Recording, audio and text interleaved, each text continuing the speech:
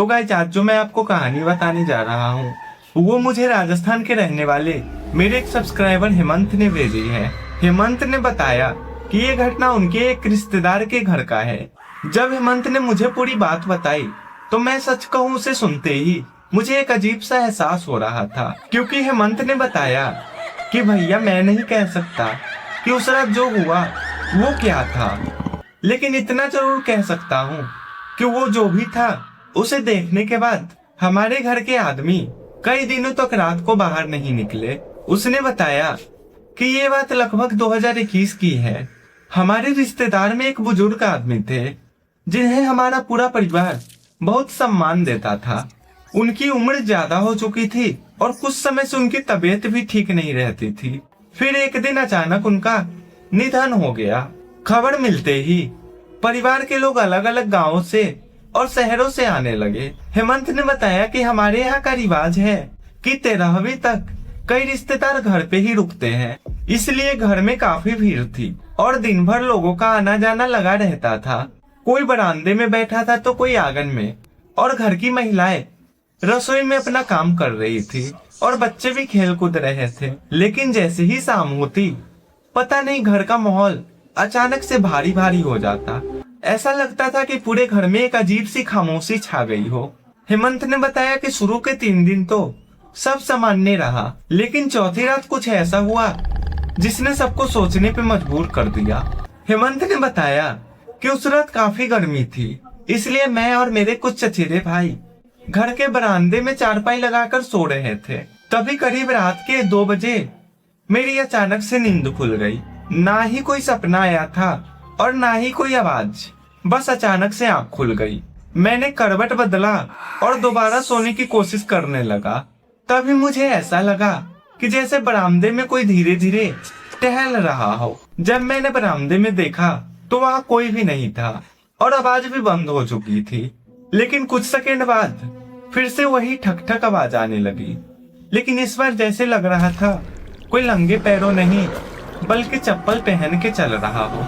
पहले मैंने सोचा कि शायद कोई रिश्तेदार होगा जो नींद न आने की वजह से टहल रहा होगा, लेकिन जब मैंने सिर उठाकर देखा तो बरामदा बिल्कुल खाली था। मैंने सोचा कि शायद मुझे भ्रम हुआ होगा, लेकिन तभी मेरे बगल में सोया हुआ मेरा चचेरा भाई उठकर बैठ गया और उसने धीरे से पूछा, तुम भी वही सुन रहे हो जो मैं सुन रहा हूँ?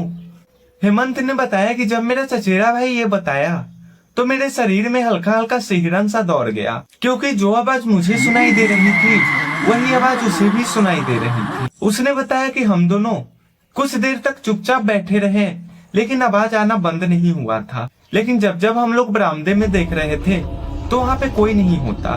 कुछ देर बाद अचानक से वो आवाज भी आना बंद हो गया।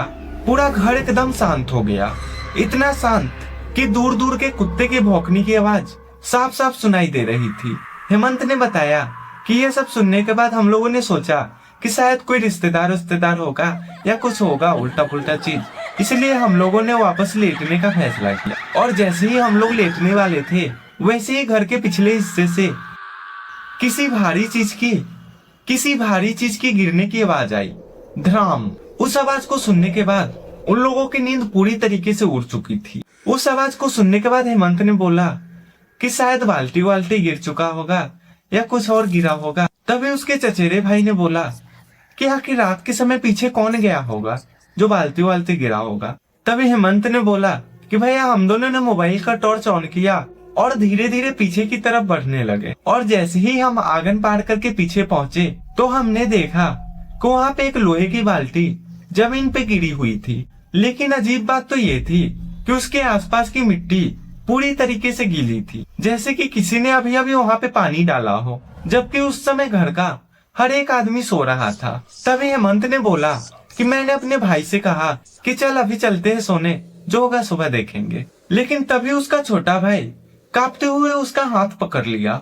तभी हेमंत ने पूछा कि क्या हुआ भाई, ऐसे क्यों तुम्हारा हाथ कांप रहा है? उसने बिना कुछ बोले सामने इशारा किया और जब मैंने उधर देखा तो ऐसा लगा कुछ सेकंड के लिए मेरी सांसें वहाँ पे रुक गई, क्योंकि घर के पीछे जो बंद कमरा था जिसमें हमारे दिव्यगत रिश्तेदार रहा करते थे, उस कमरे के खिड़की के पास कोई खड़ा दिखाई दे रहा था। वहाँ पे अंधेरा बहुत था, इसलिए चेहरा साफ नहीं दिख रहा था, लेकिन इतना जरूर लग रहा था कि कोई हमें देख रहा है। और हेमंत ने बताया कि जब हम लोगों ने उसको देखा तो उसकी तरफ अपने मोबाइल की टॉर्च की रोशनी की तो वहाँ पे कोई नहीं था। लेकिन हम लोगों ने सोचा कि शायद हम लोगों को भ्रम उरम हुआ होगा, तो चलो वापस चलते हैं। लेकिन जैसे ही हम लोग वापस मुड़ने लगे तभी बंद कमरे के अंदर से किसी के खांसने की आवाज आई, बिल्कुल वैसे ही जैसे हमारे रिश्तेदार को आखिरी दिनों में आती थी। लेकिन उस रात इन दोनों ने किसी को कुछ नहीं बताया। लेकिन अगली सुबह होते ही जब घर के सभी लोगों ने अपनी अपनी बातें बताई, तब इन दोनों को एहसास हुआ कि उस रात हम दोनों ने ही कुछ अजीब नहीं सुना था, बल्कि घर के कई लोगों ने इस चीज को नोटिस किया था। आखिर वो कौन था जो रात को उस मरे हुए आदमी के खिड़की के पास खड़ा था? कहीं वो वही तो नहीं था? ये जानने के लिए पार्ट 2 का वेट करें, और पार्ट 2 देखने के लिए मेरे चैनल को सब्सक्राइब कर दे और बेल आइकन को ऑल पे सेट कर दे। अगर हेमंत के साथ घटी हुई घटना आपको थोड़ा सा भी डरावना लगा हो तो इस वीडियो पे लाइक, कमेंट, शेयर जरूर